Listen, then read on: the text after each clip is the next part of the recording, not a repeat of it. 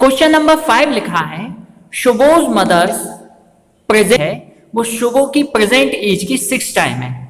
शुभोज age 5 years from now, अब से 5 साल बाद, will be 1/3 of his mother's present age, उसकी आयु उसकी मां की आयु से 1/3 होगी। What are their present age, तो उनकी प्रेजेंट एज क्या है। शुभो की आयु, शुभो की मां की आयु नहीं, शुभो की मां की आयु शुभो की आयु से 6 टाइम्स है।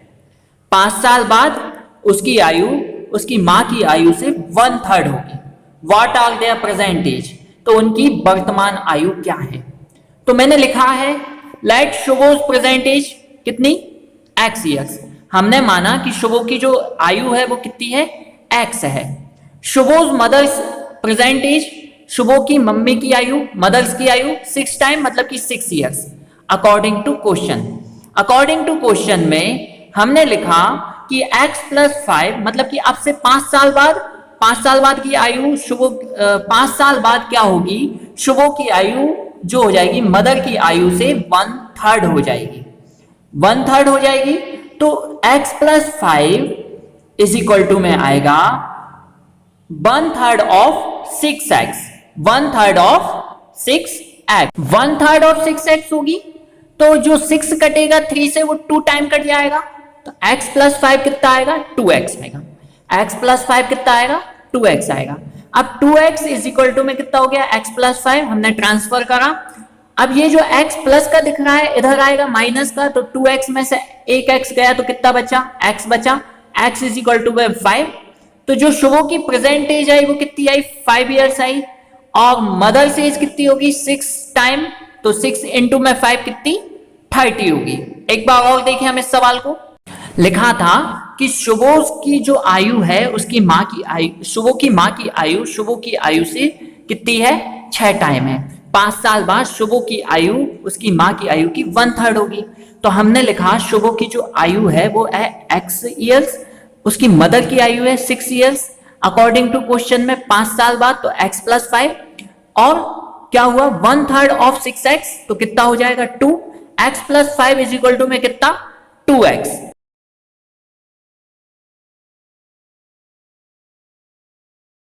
तो 2x = में x + 5, x प्लस का इधर आया माइनस, 2x - x = में 5, तो x आया 5 years, तो मतलब शुभो की आयु आई कितनी आई, 5 साल आई, और शुभो की मदर की एज कितनी है, 6 टाइम, तो 6 × 5 कितनी आ गई, 30 years।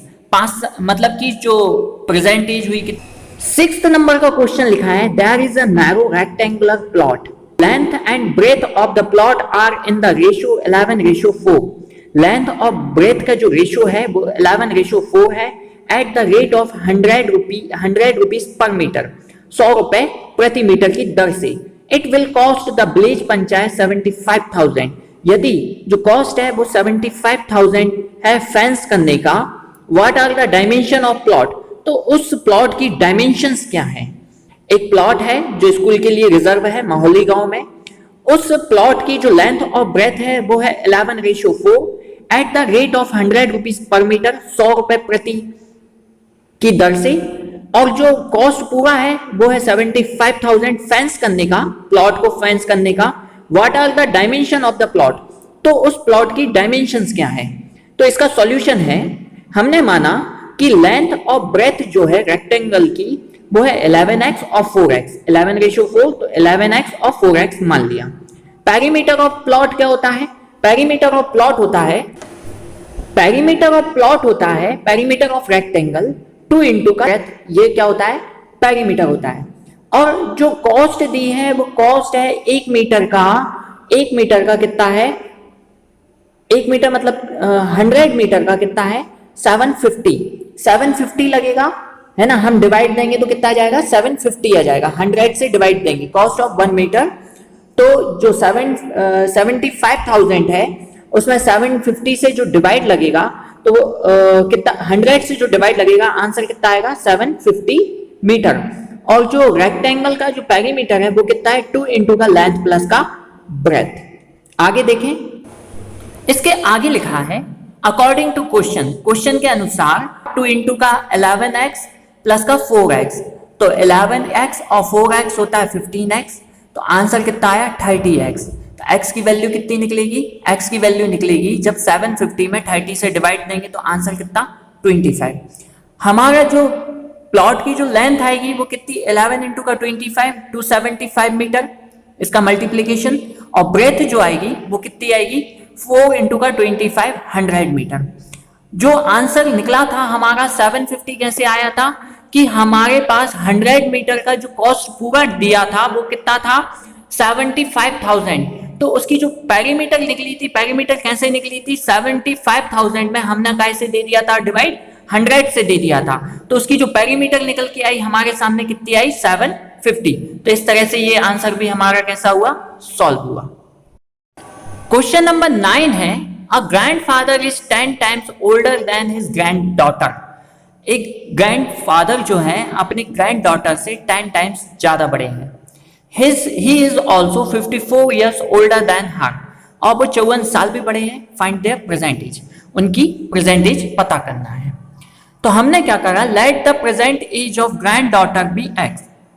जो ग्रैंड डॉटर है उसकी हमने क्या मानी प्रेजेंट एज एक्स मानी, इसलिए अब जो ग्रैंडफादर की जो एज आई 10 टाइम्स ज्यादा तो 10x आ गई।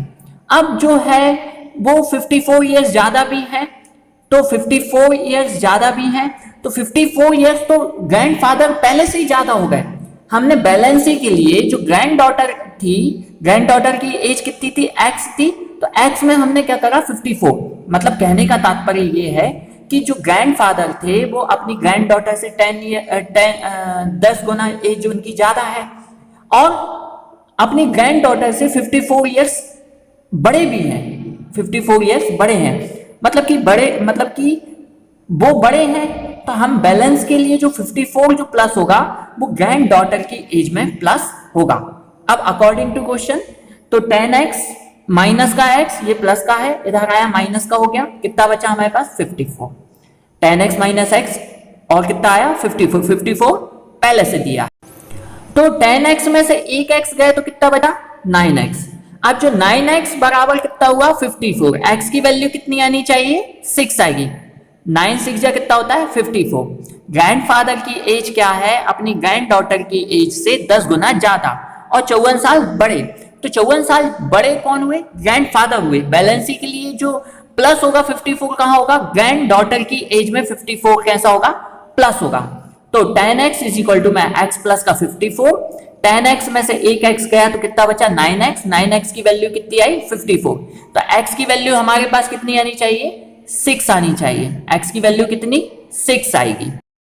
x की वैल्यू कैसी आएगी, x की वैल्यू आएगी 54 अपॉन में 9, तो 9 6 जा 54, तो जो ग्रैंड डॉटर की एज है वो कितनी है 6 है, और जो ग्रैंडफादर है वो कितनी हो गई 60, 10 गुना ज्यादा भी हो गए। अब देखो और 54 साल बड़े भी हो गए, 60 में से 6 जाएगा तो कितना हो गया 54, तो 54 साल कैसे हो गए बड़े हो गए। तो इस तरह से हमें दादा और ये ग्रैंड डॉटर की एज हमें कैसी चल गई पता चल गई। अब हम देख लेते हैं इसके बाद का अगला क्वेश्चन भी। क्वेश्चन नंबर 10 है Aman's age is 3 times his son's age. Aman की जो एज है उसके सन से 3 टाइम ज्यादा है, 3 गुना है अमन की as.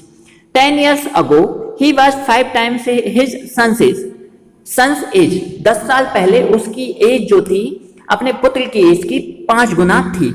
Find their present age, उनकी वर्तमान आयु ज्ञात करनी है। तो हमने क्या करा, अमन का जो पुत्र है अमन सन्स बी एक्स, अमन सन्स बी एक्स, अमन की एज कितनी हो गई एक्स हो गई, तो देयरफॉर अमन की एज कितनी हो गई, अमन के पुत्र की एज कितनी है एक्स है, और Aman age is 3 times his son's age, तो अमन की एज कितनी हो गई 3x, मतलब कि 3 गुना अकॉर्डिंग टू क्वेश्चन में। और फिर लिखा है 10 years ago, तो दोनों में हमने क्या करा 10 years हटा दिए।